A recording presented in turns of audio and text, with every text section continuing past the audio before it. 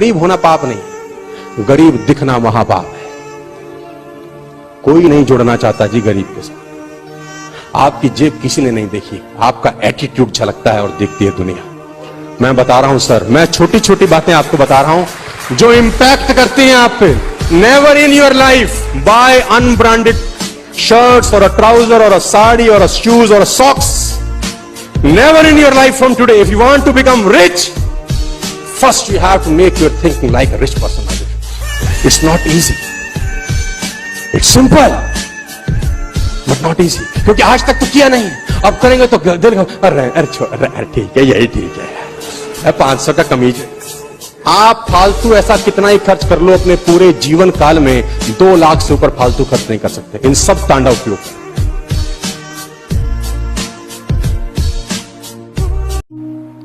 आपका रिलेशनशिप किसी भी नालायक आदमी के साथ कभी नहीं होना चाहिए। मैं इसको डिटेल में समझाऊंगा। आप 5 शराबियों के साथ 6 महीने गुजारो, अगर आप शराब नहीं पीते 95% संभावना है कि 6 महीने बाद बोतल खोल लोगे। मैं गारंटी के साथ कह सकता हूं आप 5 शराबियों के साथ 6 महीने गुजार लो, अगर आप शराब नहीं पीते तो 95% संभावना है कि घर में सेट हो क्या होगा एक दिन। If you hang with 9 rich people for 1 year, अगर आप 9 रईस लोगों के साथ 1 साल गुजार लें, मैं दावा देता हूं कि 10वें रईस 1 साल के बाद आप हो जाते हैं। सिर्फ गुजार लें। साथ रहना बहुत जरूरी है दोस्त। मैं एक छोटी सी कहानी आपको सुनाता हूं जो मैंने कुछ दिन पहले सुनी, जो मुझे बड़ी अच्छी लगी, सोचा आज आपसे शेयर करूं। एक कसाई था। एक कसाई के घर में एक चूहा रहता था, एक कबूतर रहता था, एक मुर्गा रहता था और एक बकरा रहता था। एक कसाई के घर में एक चूहा रहता था, एक मुर्गा, एक कबूतर और एक बकरा। तो एक दिन कसाई बाजार से चूहे पकड़ने की चूहेदानी खरीद के लाया, क्योंकि चूहा तंग करता था उसको, ताकि चूहे को पकड़ सके। अब जब चूहे ने ये देखा कि मेरे को पकड़ने के लिए पिंजरा आ गया है, तो वो बहुत परेशान हुआ, बहुत तड़पा। अब वो चाहता था कि अपनी समस्या किसी को बताए। तो वो सबसे पहले कबूतर के पास गया और उसने कबूतर को कहा कि कबूतर भाई, स्थिति बहुत खतरनाक है, मैं एक प्रॉब्लम में हूँ और कसाई मेरे को पकड़ने के लिए पिंजरा लेके आया है, चूहेदानी लेके आया है, तो तुम कुछ करो। तो कबूतर ने बोला, चूहेदानी तेरे लिए आई है, अपने को क्या टेंशन है, अपने को थोड़ी ना पकड़ रहा है। तो चूहा घबरा के फिर मुर्गे के पास गया और उसने मुर्गे को कहा कि मुर्गे भाई, स्थिति कुछ ऐसी है कि मेरे लिए चूहेदानी आई है, मुझे पकड़ के ले जाया जाएगा, शायद मार दे, शायद यहाँ से निकाल दे, तो कुछ करो। तो मुर्गा हंसा कि अपन को क्या है यार, हमको थोड़ी ना चूहेदानी में पकड़ रहा है वो। आखिरी में चूहा बकरे के पास गया और बकरे को उसने अपनी वही समस्या बताई। तो बकरा और जोर से खिलखिला के हंसा, बोला तेरी प्रॉब्लम है, अपनी प्रॉब्लम नहीं है, तू देख। अब चूहा बहुत परेशान हुआ, कुछ कर नहीं सकता था। तो रात को कसाई की पत्नी ने चूहेदानी को सेट किया, उसमें चीज लगाया और सोने चलेगी।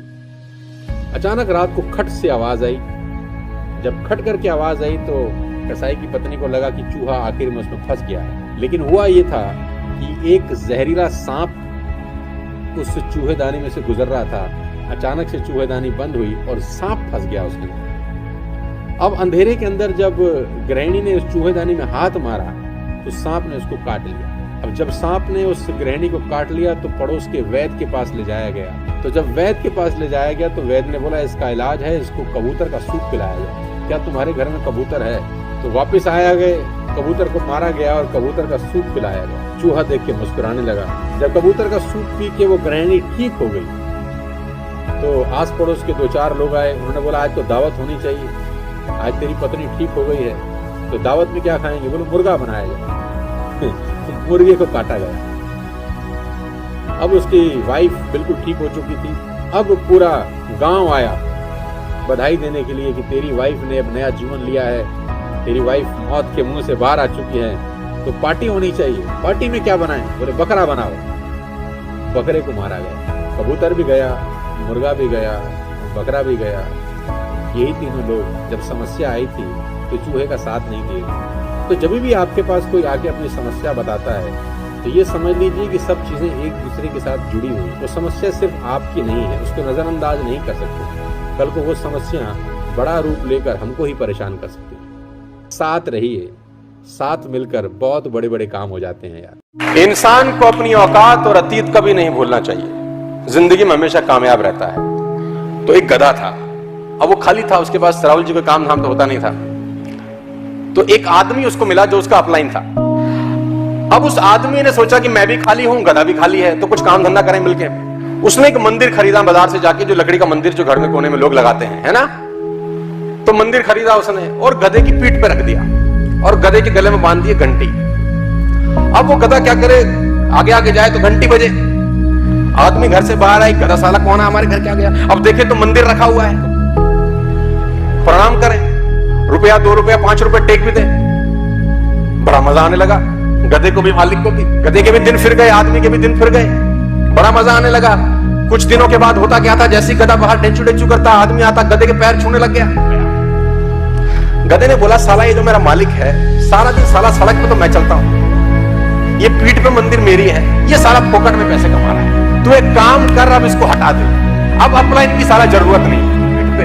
अब गधा बिना मंदिर लिए निकल गया। अब गधे की मंदिर पे पीठ पे कौन मंदिर रखे। जैसे ही आदमी ने देखा गधा सुबह सुबह साला दे लट और दे लट।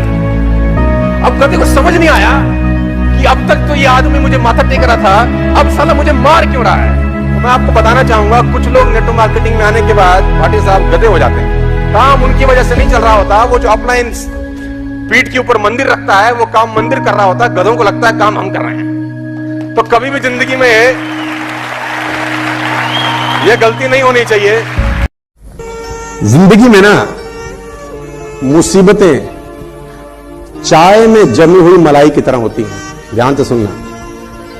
जिंदगी में चलो मान लेते हैं आप चाय पी रहे हैं और ऊपर एक वर्क जम जाता है, मलाई बोलते हैं उसको। क्या करते हैं, हटा के पी लेते हैं। तो जिंदगी में मुसीबतें चाय में जमी हुई मलाई की तरह होती हैं। कामयाब आदमी वही है जो मलाई को फूंक मार के साइड कर दे और चाय पी जाए। अब वो रोएगा थोड़ी ना यार, मलाई आगे मैं क्या करूं, अबे साइड कर पी। तो चुनौतियां साइड करो, सालो बढ़ो आगे। क्या तकलीफ है इसके अंदर, वो तो आएंगी ना यार। एक कुम्हार मिट्टी से कुछ बना रहा है, उसके हाथ गुथे हुए हैं, मिट्टी उसके हाथों में लेपी हुई है। उसकी पत्नी आके पूछती है तुम ये क्या बना रहे हो। तो कुम्हार बड़े प्यार से सर उठाता है और बीवी को जवाब देता है चिलम बना रहा हूं, आजकल बड़े फैशन में है, खूब बिकेगी। पत्नी ने बोला अरे पागल, चिलम बना रहे हो, सुराही क्यों नहीं बनाते, गर्मियां आने वाली है, सुराही भी खूब बिकेगी।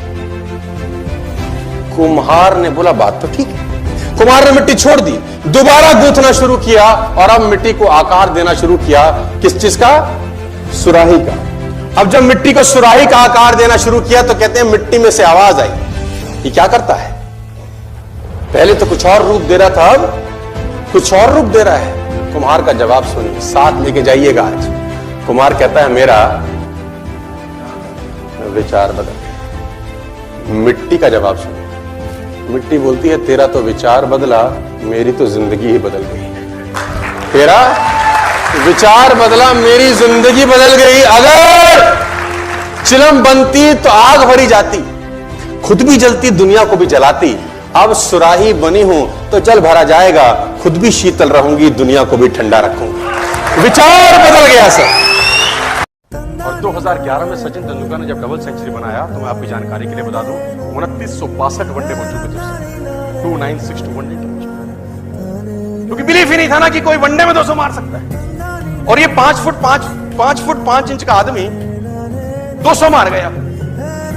क्या जानते हैं चेंज हुआ 2011 के बाद, बिलीफ सिस्टम। और उस बिलीफ सिस्टम से एक्टिविटी चेंज हुई, एटीट्यूड बदल गया लीडर्स का, और उन प्लेयर्स का एटीट्यूड बदल गया। और उसके बाद सिर्फ 180 वनडे के गैप में सहवाग ने उसको ब्रेक कर दिया। सहवाग ने दोहरा शतक मारा, रोहित शर्मा 3 बार मारा, मार्टिन गुप्टिल मारा, क्रिस गेल मारा। दोहरे शतक की लाइन लग गई 2011 के बाद, क्योंकि 2011 के बाद जब बल्लेबाज क्रिस पोतर था, उसकी खोपड़ी में तेंदुलकर का दोहरा शतक था, उसको लगता था सारा ये मार सकता है तो अपन भी मार सकते हैं। It's all about system.